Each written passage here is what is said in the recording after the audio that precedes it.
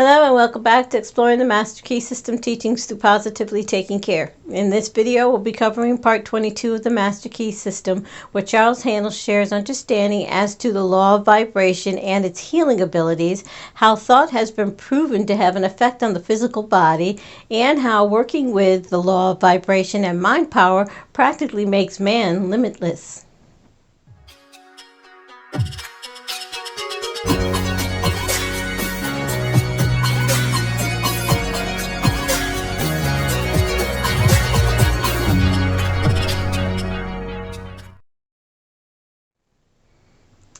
Hello and welcome back to Exploring the Master Key System Teachings Part 22. In this video, as in all videos in this series, we first begin with the reading of the introduction, and it reads like this. Introduction Part 22. In Part 22, you will find that thoughts are spiritual seeds which, when planted in the subconscious mind, have a tendency to sprout and grow, but unfortunately the fruit is frequently not to our liking. The various forms of inflammation, paralysis, nervousness, and disease conditions generally are the manifestation of fear, worry, care, anxiety, jealousy, hatred, and similar thought. The life processes are carried out by two distinct methods. First, the taking up and making use of nutritive material necessary for constructing cells. Second, breaking down and excreting the waste material. All life is based upon these constructive and destructive activities, and as food, water, and air are the only requisite necessary for construction of cells, it would seem that the problem of prolonging life indefinitely would not be a very difficult one. However strange it may seem, it is the second and destructive activity that is, with rare exception, the cause of all disease. The waste material accumulates and saturates the tissues, which causes autointoxication. This may be partial or general. In the first case, the disturbance will be local. In the second place, it will affect the whole system. So the problem then before us in healing of disease is to increase the inflow and distribution of vital energy throughout the system. And this can only be done by eliminating thoughts of fear, worry, care, anxiety, jealousy, hatred, and every other destructive thought, which tend to tear down and destroy the nerves and glands, which control the exertion and the elimination of poisonous and waste matter. Nourishing foods and strengthening tonics cannot bestow life because these are but secondary manifestations to life. The primary manifestation of life and how you may get in touch with it is explained in the part which I have the privilege to enclose herewith. And now to cover some of the basic concepts in Part 22, starting with the laws of vibration and its healing ability, Mr. Haanel writes, knowledge is of priceless value because by applying knowledge we can make our future what we wish it to be. When we realize that our present character, our present environment, our present ability, our present physical condition are all the results of past methods of thinking, we shall begin to have some conception of the value of knowledge. If the state of our health is not all that could be desired, let us examine our method of thinking. Let us remember that every thought produces an impression on the mind. Every impression is a seed which will sink into the subconscious and form a tendency. The tendency will be to attract other similar thoughts, and before we know it, we shall have a crop which must be harvested. If these thoughts contain disease germs, the harvest will be sickness, decay, weakness, and failure. The question is, what are we thinking? What are we creating? And what will the harvest be? If there is any physical condition which it is necessary to change, the law governing visualization will be found effective. Make a mental image of physical perfection. Hold it in the mind until it is absorbed by the consciousness. Many have eliminated chronic ailments in a few weeks by this method, and thousands have overcome and destroyed all manner of ordinary physical disturbances by this method in a few days, sometimes a few minutes. It is through this law of vibration that the mind exercises control over the body. We know that every mental action is a vibration, and we know that all form is simply a mode of motion, a rate of vibration. Therefore, any given vibration immediately modifies every atom in the body. Every life cell is affected, and an entire chemical chain is made in every group of life cell. Everything in the universe is what it is by virtue of this rate of vibration. Change the rate of vibration and you change the nature, quality, and form. The vast panorama of nature, both visible and invisible, is being constantly changed by simply changing the rate of vibration. And as thought is a vibration, we can also exercise this power. We can change the vibration and thus produce any condition which we desire to manifest in our bodies. We are all using this power every minute. The trouble is most of us are using it unconsciously and producing undesirable results. The problem is to use it intelligently and produce only desirable results. This should not be difficult because we all have had sufficient experience to know what produces pleasant vibrations in the body, and we also know the causes which produce the unpleasant and disagreeable sensations. All that is necessary is to consult our own experience. When our thought has been uplifted, progressive, constructive, courageous, noble, kind, or any other way desirable, we have set in motion vibrations which brought about certain results.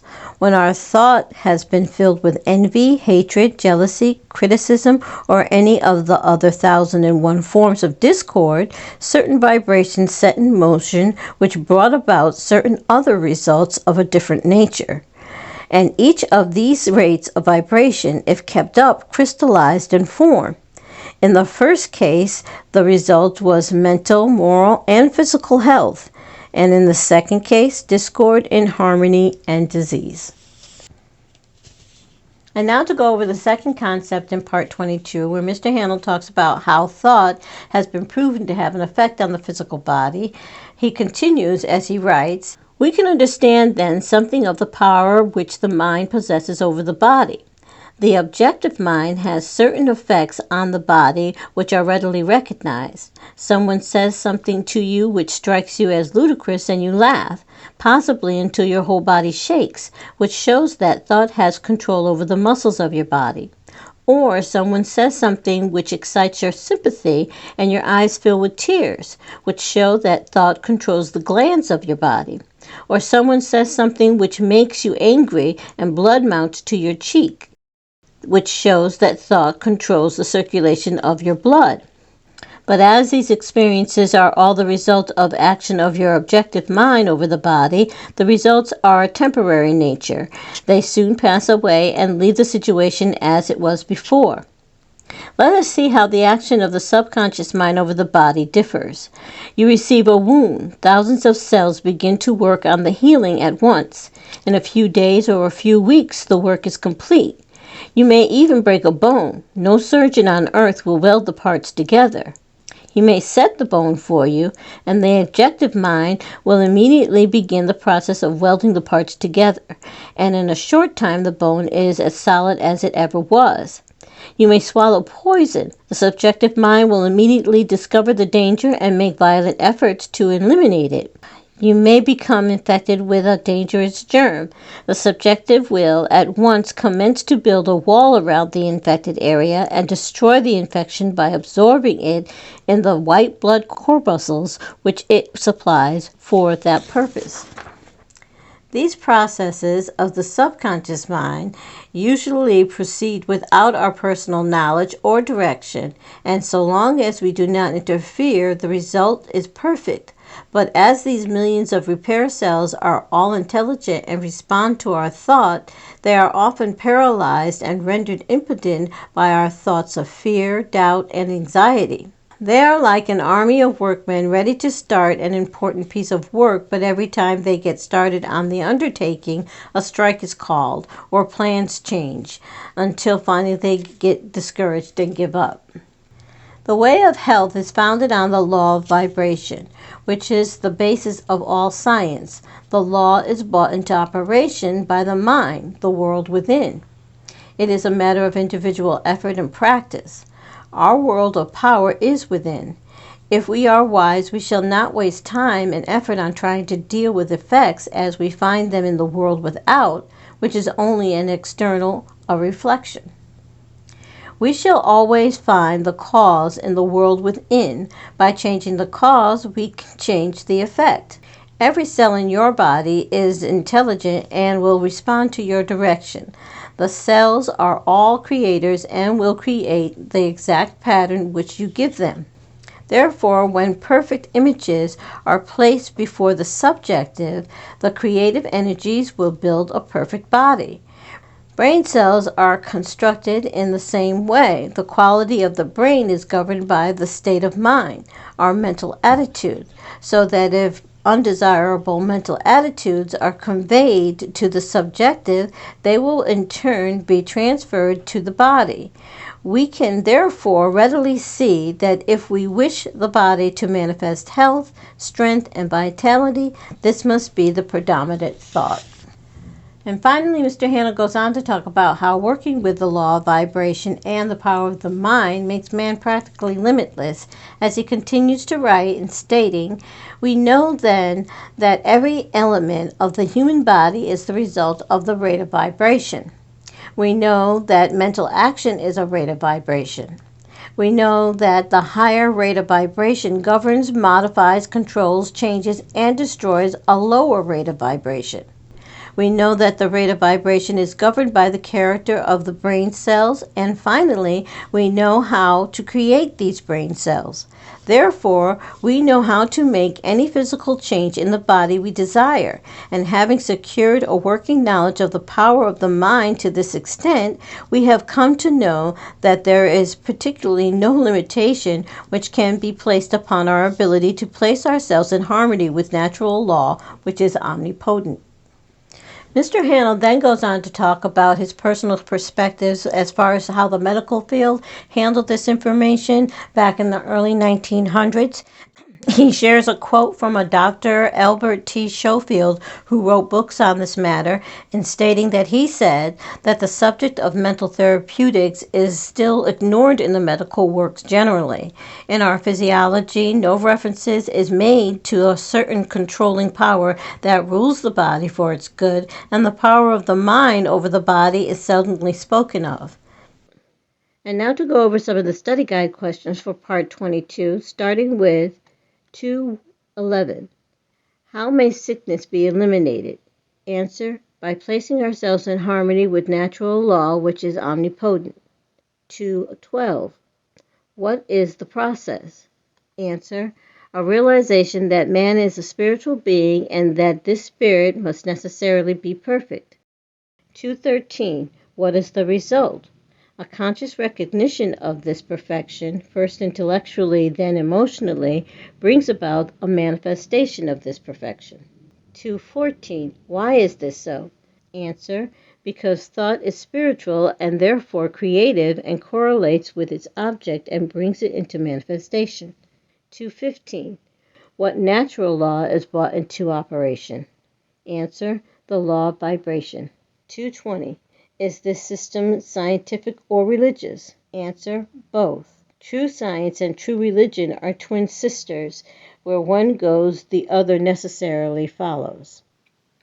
And now for the technique exercise for part 22.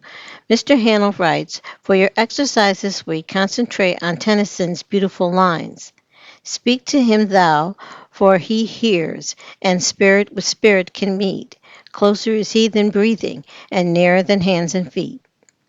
Then try to realize that when you do speak to him, you are in touch with omnipotence. This realization and recognition of the omnipresent power will quickly destroy any and every form of sickness or suffering and substitute harmony and perfection.